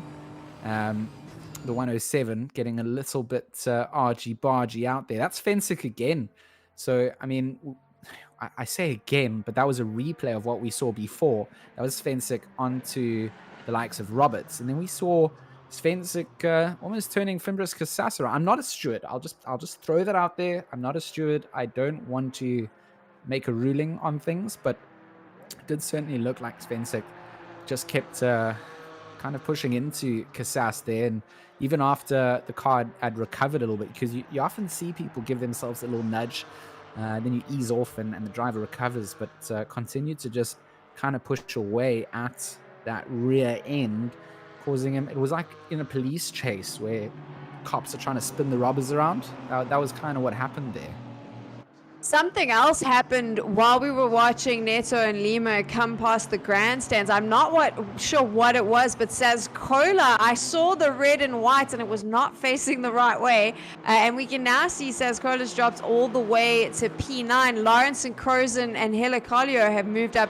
Not 100% sure what happened there, but it looked to me like Sazcola kind of just went sideways at some point. That was what I saw. So this is really interesting. Look at all these drivers who we saw in the top 10 are finding their, in race number 1, have found their way into very different circumstances here in race 2. Maybe, like we said, George, a little bit of aggression coming in, but a little bit too much aggression. I mean, it's also, I suppose, the first race was in the daytime. There was a little bit more track temperature out there. Now at night, 9 o'clock, 20 past 9 almost, 17 degrees on track, a little bit of a headwind coming down too. So perhaps some of those factors just catching some drivers out, not able to really get the cars up to temperature, or the tires to the temperature that they were used to. And, you know, those Maseratis, they don't have the traction control. And if you loop it around, you loop it around. So here we just see, just catches the grass actually. Catches the grass, goes on a big slide, and now has a long time to try and recover this. Does get the car turned around. Hasenfurt has to change their pants in the Porsche because he just saw a Maserati doing donuts down the start-finish straight. Had to take avoiding action by pulling off the circuit a little bit through there. So Courier will be the person we're looking at now. But that is what happened then to Sazcola. Imagine how terrifying that must have been for the cars behind him, watching that Maserati dance there. A little bit nerve-wracking, not sure what's going on. But yeah, so Sazcola drops himself to P9. So Lawrence and Crozon will be smiling, as will Hilikalio. Your 4th Porsche is up in the mix now as well. Hasenfurt's found himself in P6. And look at that in P7. This whole chaotic kerfuffle that we've been watching has allowed Billy Octane to move himself in there as well. Indeed, a nice movement for the McLaren, the number 33.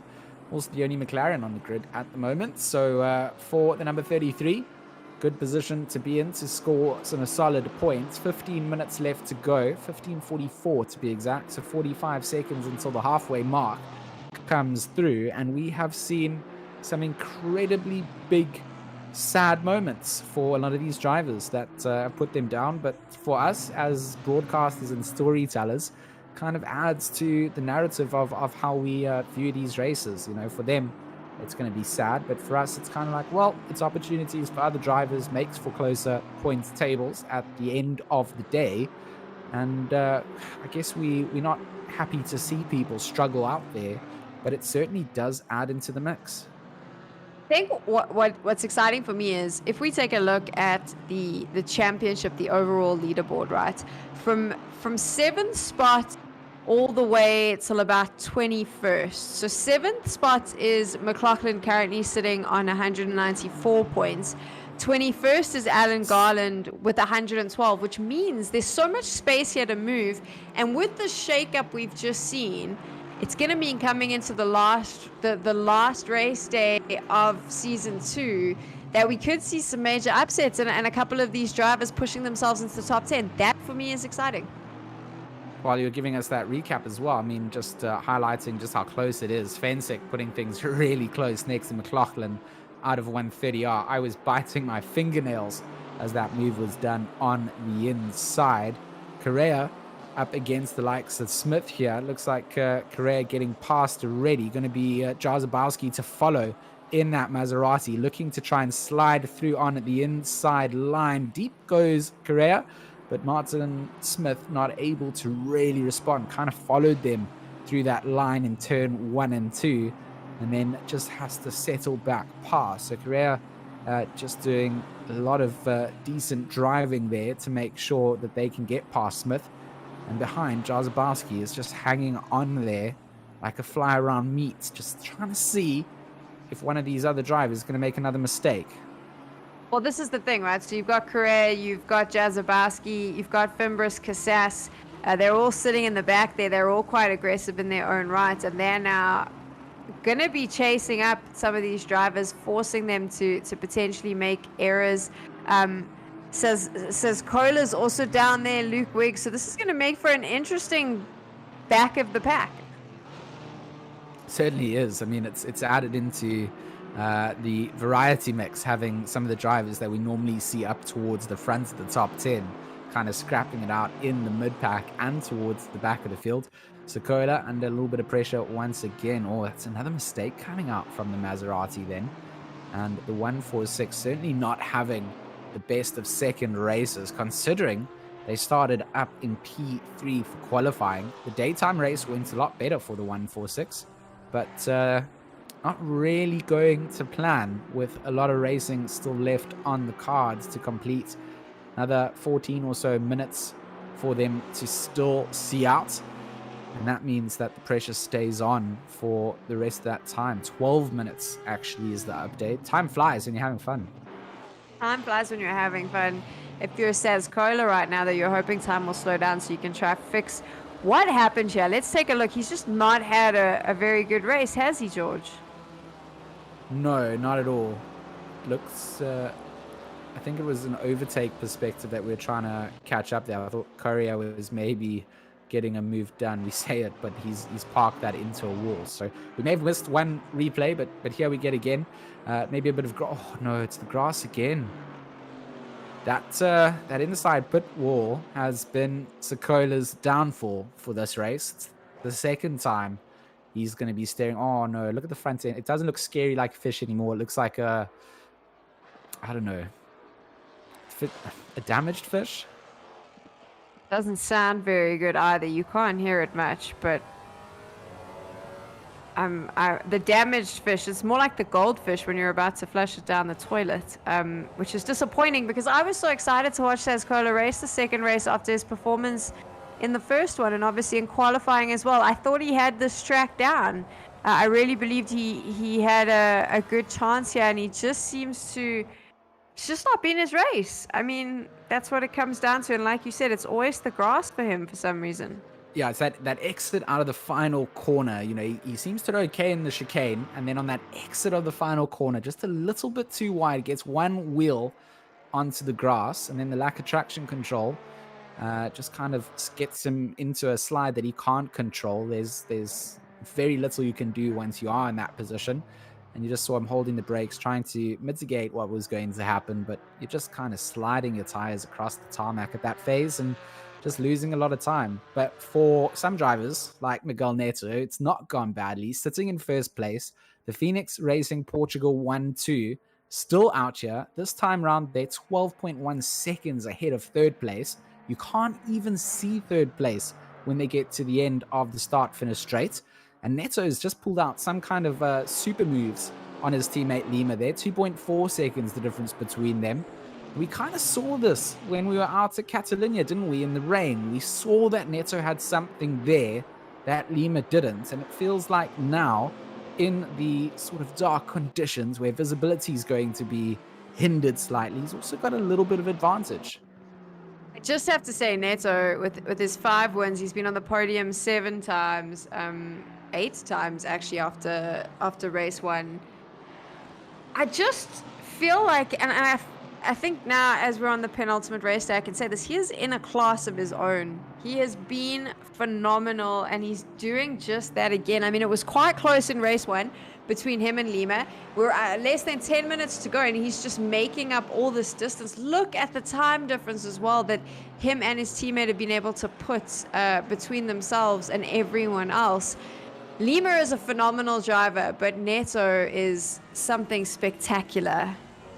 Oh, Bryant under pressure then from Smith. Smith going to have a look on the inside of Dunlop. This is a dangerous place on the approach up to the Degners. The number 42 going to break a little bit earlier, try and send it on the inside. The defense comes out. That forces Smith out wide. Fimbres Casas sees this opportunity, sends it up the inside on the second Degner, but won't have the drive to really get past Smith. So Smith loses one place, but Diego Paul Fimbres Casas in that second Camaro, the white and blue and black liveried one, tries to see out of the hairpin inside line. Hasn't worked previously in the GT4 overtakes that we've watched. You don't carry the momentum that you kind of want. And Fimbres Casas on the grass, going to have to get that car under control to get it back. I mean, if you just had it planted, I promise you that thing would have looped around and spun. So just had to ease off the accelerator. And Fimbres Casas certainly on the charge, but doing a bit of lawn mowing on the way. There's been a lot of lawn mowing tonight. I mean, we said this after race 1 that it was going to be far more aggressive in race 2. Some of these drivers were going to take a few more risks in the hope of finding themselves higher on the placing so that they could claim more points. But I did not expect this, George. It has been absolute chaos for our second race of Suzuka. All of these drivers, not all of them, but we've watched quite a few of them take some very big risks, and a lot of the time not paying off. And of course, while all that is happening, you've got Miguel Neto and Thiago Lima. Do they even know what is happening in the rest of the race, sitting there in P1, P2, just happily driving around with one another? It's almost like a team practice. So much excitement coming in here in race 2. Fimbres Casas now car length ahead of Smith coming into the braking zone for curve 1. Going to get that done and dusted, make sure that there's no counter attack into curve 2. So the number 10 carrying a lot more speed coming into that. Whilst we were kind of, before we got over to them, we saw that battle between Mclaughlin and Spencer, which is interesting because Mclaughlin is in P9, Spencer in P10. And maybe 2 or 3 laps ago, we saw Spencer in that 107, the current Aston Martin behind the likes of Mclaughlin that we're looking at now. Spencer was crazy enough to have a little move into 130R. I want to say crazy. I should go with brave. It was certainly a good overtake that came through, but somehow Laurie Mclaughlin managed to come back and get that position. So, consistency wins races, it wins championships as well. And the 007 Space Gray Racing Aston Martin just doing what they need to do to stay ahead of maybe a little bit more aggression and pressure that Spencer has been showing. We've seen previous incidents between that 107 and other drivers trying to make their way through the field. Mclaughlin, a little bit of a wobble mid-spoon as they now make their way towards the backstretch. I'm expecting a little bit of an Aston Martin battle to come up here between Mclaughlin and Svenchik, especially with about less than 6 minutes to go on the clock. I think the two of them, Svenchik definitely will try and make a move here, so this should be quite fun to watch. Very similar liveries as well, so likely for them to take a go at one another. Oh, I mean, into the braking zone, that's very late on the brakes goes the 107. Svenchik needing to be careful not to come across into the 007. Mclaughlin survives another attack from the likes of Spencer. You're not wrong. These Aston Martins are going to fire it out to the line while we have a bit of breathing room. Do you remember the color gray that I described them as the one time? No, I can't believe you've forgotten it. Oh no! That was a little bit of hard for me. I think Svenchik, Svenchik. I want to say claims another victim, but luckily for Mclaughlin, gets out of that one unscathed, and I'll probably get a little bit of hate coming in for maybe doing a bit of the stewarding myself, but I'm not. I'm just saying Svenchik has been driving little bit aggressively from what I can see up here in the comms box. Little bit aggressively. Talking about driving, though, here's something interesting that someone has just run up to the box to tell us. It turns out that Miguel Neto is actually a real-life racing driver, and he's won Le Mans in the car a few times. So that possibly explains this Iron Man attitude that he has, where he just comes out and never, ever has to worry about what's in front of him, because it's always him in the lead. I mean, Miguel Neto has just jumped up a couple of points in my books. I can become a little bit more of a fan. Maybe I can get a go in a go-kart again. A Le Mans 24-hour in karts, maybe. I'm not even sure what class that is. But, I mean, thank you very much, Lino, for coming out in the chat and giving us that information. Twice a Portuguese champion in GTs. So that I don't know if it's GT racing or GTS, but certainly that's impressive. So maybe a little bit of that pedigree, being able to come out, adapt to the conditions that other drivers don't normally get to practice too much in, the nighttime races and whatnot. Fimbres Casas trying to get past Bryant in the shot, 130R. Not going to be the place that we see another brave move being made, but maybe the braking zone for the chicane. Bryant, car length ahead, should stay ahead coming into here. And the number 10 just catching the 42 and kind of unable to slow themselves down. Both of them with a bad exit, though. Smith going to be able to come through. Lino just correcting, saying in GT racing. So, I mean, that's really cool. So thank you for coming out and just giving us a little bit of that insight. And a big shout out to our entire viewership for watching. Fimbres Casas, wild attempt to go alongside. A little tap comes through. What is going on? I mean, I think that we've seen the second races. I kind of hinted at it. They get a little bit more wild than we would like them to be. And This is drivers... bumper cars at this point. Bumper cars is not a bad way to... Stewards are going to be kept up. They're going to be working overtime this weekend to get through the stewarding decisions to govern the GT4 races. I'm glad I'm not a steward. I just get to sit in here with my good friend and commentate on what we see, but the stewards are going to be really busy, especially with the second race. 2 minutes to go. Look at the time difference between Martin Lawrence in third place and Thiago Lima in second. More than 10 seconds separates that first and second car from anyone else. And also, I mean, we've highlighted Neto's incredible real-life racing career, but shout out to Thiago Lima, his teammates, and also our Season 1 champion for just keeping up with him the whole way and constantly putting the pressure on him. It hasn't been an easy run for Neto, and Lima's making sure that he doesn't get to claim victories too easily. Certainly not. So Neto going to go on to the final lap there. That means that the battle here between Wig, Correa, and Jarzabowski is heating up. Jarzabowski with the drive on the exit of Spoon. We saw that Aston Martin of Correa just getting loose mid-corner, and that's going to upset them enough to not be able to defend against the sheer exit speed that we saw the Maserati carry through. Wig still doing a great job at staying defensive up into P11, and that's going to be a good position to finish if Luke Wig can get it to the line now. So they'll have another lap to go around with our leaders on the final lap. Jarzabowski having to make their way back through the field, obviously after having that little tap with Correa early on in the race, and that put them both at the back of the field. So they've been sort of carving their way through this like a roast dinner. And unfortunately, Luke Wig going to be like the oven door and preventing them from being able to get through.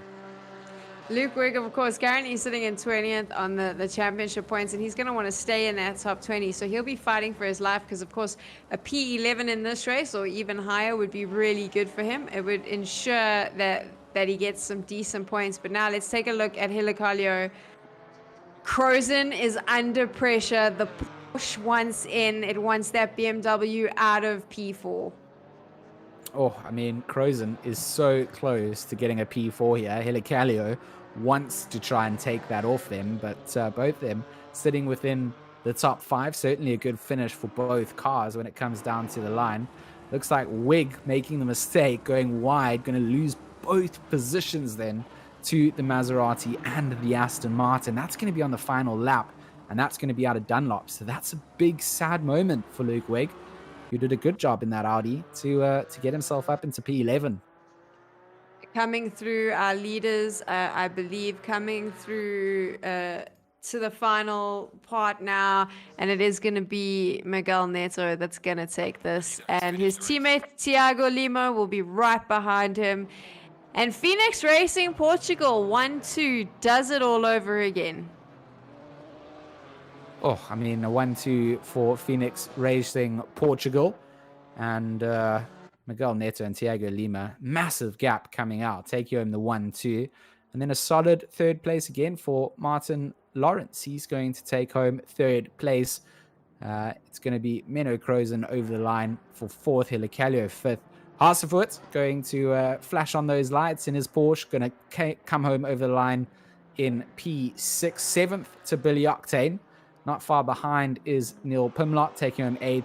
Rory Mclaughlin will cross the line in 9th. And Juriš Svensik will round out the top 10.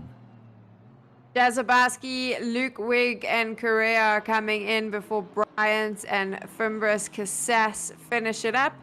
And then we, of course, have got Smith just behind them. And we wait for Saz Kohler, P3 in qualifying, to come over the line in 17th. And Phil Roberts, who had an unfortunate incident right at the start. We saw him in the pits. He's going to close it up. And wow, how this race has shaken things up.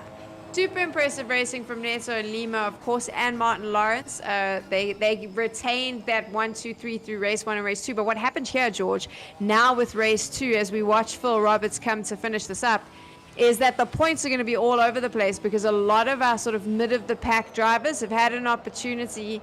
What is Mr. Roberts doing? Just wanting to do a little bit of a drift for you there, George. A lot of our drivers mid of the pack have been able to claim a bunch of points, which is going to shake up the championship series as we move into the final race day. Roberts is having the best time. I feel like he's doing this for you, George. I feel like he's taking my bet money that I put on him and just throwing it in the trash even further. But, I mean, Sam, you've said it here. You've said it best, is the fact that coming into next week, the points tables are going to be completely shuffled. I'm excited to see when they get updated. I know that the stewards are going to have a little look at what happened in the second race there as well. We saw some contacts. We saw the big shifts in positions coming through. A lot of drivers managing to make their way through adversity and get back into points-paying positions. But certainly a couple of strange occurrences that took place today. Some strange occurrences. The stewards will be very busy throughout the weekend, I'm sure, having to watch all of that. But great entertainment for us. Certainly great entertainment for us. And if you guys enjoyed the race tonight, we appreciate all the love and all the shares that you guys have given to our channel, the subscribes, the likes. If you have enjoyed it, we'll be back again next week. Final round, or the final race with 2 rounds, of course, 2 races again to take place. Laguna Seca in the States will be the final journey that we go on in this GT4 championship for season 2. Racing Club International bringing you all the action, of course, from that final race. And for Sam and myself, it's been a pleasure being your broadcasters this evening, or commentators, should I say. We've had Stewie as our broadcaster, as we always have. The dream team, as we like to call ourselves. It's not egotistical at all. It's just something that we like to make all the other broadcasters and commentators jealous about.